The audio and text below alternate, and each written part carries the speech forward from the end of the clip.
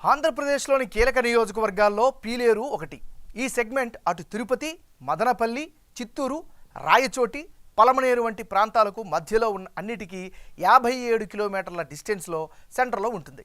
రాజకీయంగా, వాణిజ్యపరంగా కీలకమైనటువంటి ప్రాంతం ఇది. 1994కు ముందు ఇక్కడ టీడీపీ హవా నడిచింది. కానీ ఆ తర్వాత ఒక్కటంటే ఒక్క ఎలక్షన్లోనూ పీలేరులో తెలుగుదేశం పార్టీ గెలవలేకపోయింది. అప్పటి నుంచి పోరాడుతూ ఓడుతూనే వస్తుంది. మరి ఇప్పుడు పీలేరులో రాజకీయ సమీకరణాలు మారాయా? పీలేరు నియోజకవర్గం ఓటర్ నాడి ఎలా ఉందో తెలుసుకునే ముందు 2019 అసెంబ్లీ ఫలితాలను ఒకసారి చూద్దాం. 2019 ఎన్నికల్లో పీలేరు నియోజకవర్గంలో వైసీపీ పార్టీ గెలిచింది. ఆ పార్టీ అభ్యర్థిగా పోటీ చేసిన చింతల రామచంద్రారెడ్డి 49% ఓట్లు సాధించారు. అటువైపు తెలుగుదేశం పార్టీ నుంచి పోటీ చేసిన నల్లారి కిషోర్ కుమార్ రెడ్డికి 45% ఓట్లు వచ్చాయి. ఇక ఇతరులు 6% ఓట్లను సాధించారు.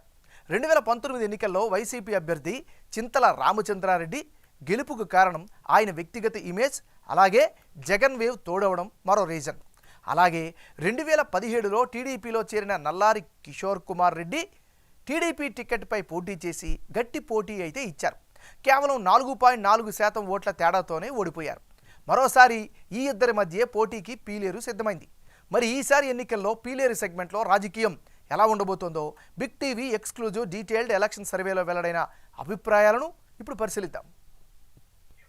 వైఎస్ఆర్ కాంగ్రెస్ పార్టీకి చెందినటువంటి నాయకుడు చింతల రామచంద్రారెడ్డి.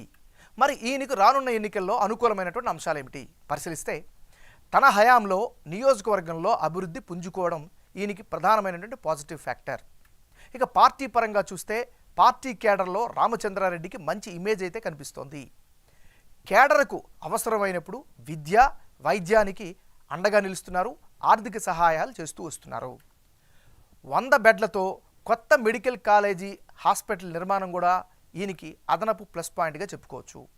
పాత హాస్పిటల్ 100 బెడ్లకు పెంచడం కూడా మరో పాజిటివ్ ఫ్యాక్టర్. పిహెచ్సిలలో వైద్య సౌకర్యాలను మెరుగుపరిచారు. స్కూళ్ళలో మౌలిక వసతులు పెరిగాయి. సెగ్మెంట్ వ్యాప్తంగా వాటర్ ట్యాంకుల నిర్మాణం కూడా జరిగింది.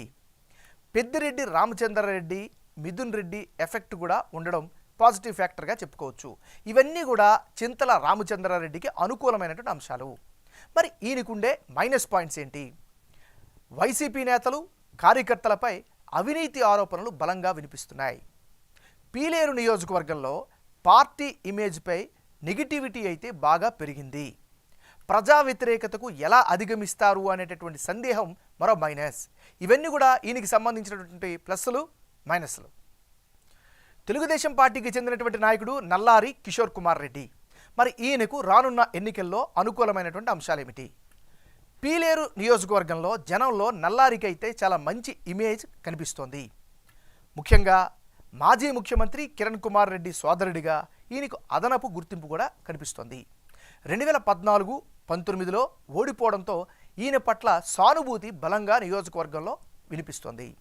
ఇక పార్టీ కార్యక్రమాలను చాలా బలంగా, విస్తృతంగా చేయడం పార్టీ పరంగా కలిసొచ్చే అంశం. బాబు షూరిటీ, భవిష్యత్ గ్యారంటీ, జైహో బీసీ వంటి కార్యక్రమాలను చాలా బలంగా చేశారు. ఆ క్యాంపెయినింగ్స్ని ఉధృతం చేశారు.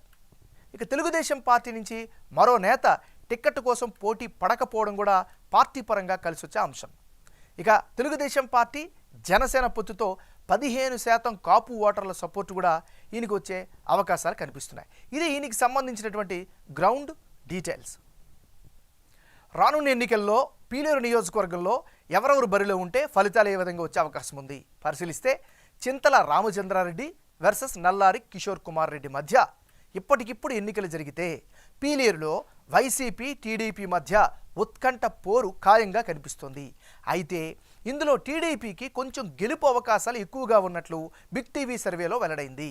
టీడీపీ అభ్యర్థిగా నల్లారి కిషోర్ కుమార్ రెడ్డి బరిలోకి దిగితే ఆయనకు 49% ఓట్లు.